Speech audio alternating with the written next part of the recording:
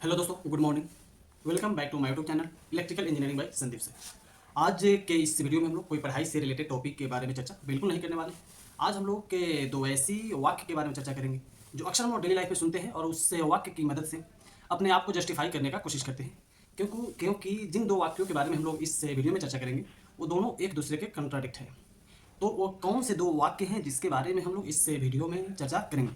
तो वे वाक्य है कि सब्र का फल मीठा होता है और कभी कभी हमको सुनने को मिलता है कि समय किसी का इंतजार नहीं करता। इस दोनों वाक्य को हम लोग ध्यान से सुने तो बिल्कुल एक दूसरे के अपोजिट है। तो बहुत बार जब हम लोग कुछ कर रहे होते हैं, नहीं होता है तो मतलब उतावले हो जाते हैं, या बहुत बार हम लोग अपना सब्र खो देते हैं। तो एक दूसरे जिस वाक्य के अकॉर्डिंग हम होते हैं उसके अपोजिट वाक्य से अपने आप को हम लोग जस्टिफाई करने का कोशिश करते हैं। तो आखिर इस दोनों वाक्य का क्या सेंस रहा होगा या किस रेफरेंस में बोला होगा, इस बात को मैं आपको एक्सप्लेन करने का कोशिश करता हूँ। बहुत ही इजी वाक्य है, इसमें कोई बहुत रॉकेट साइंस नहीं है, आप भी समझ सकते हैं इसको बहुत इजीली।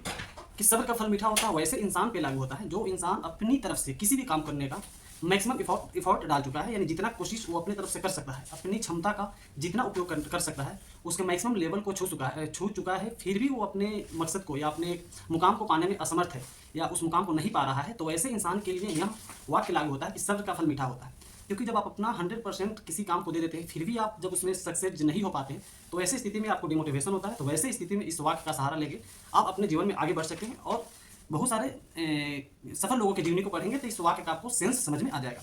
लेकिन वहीं जब आप कुछ कर नहीं रहे हैं, आलसी जैसे बैठे रहते हैं, सोए रहते हैं, कुछ काम करते नहीं हैं, तब आपके लिए यहाँ वाक्य लागू होता है कि समय किसी का इंतजार नहीं करता। मान लेते दिन भर आप सुबह कुछ काम कर नहीं रहे, सोच रहे हैं कि फ्यूचर में मेरे से एग्जाम निकल जाएगा या किसी काम को ऑटोमेटिक एक ऐसा समय आएगा कि वो काम ऑटोमेटिक हो जाएगा। तो ऐसे इंसान पे ये बात लागू होता है कि समय किसी का इंतजार नहीं करता, यानी जब तक आप किसी काम को करेंगे नहीं, खुद ब खुद वो काम नहीं होगा। इस प्रकार इससे दोनों वाक्य का क्या सार है इस वीडियो के द्वारा समझ में आया होगा।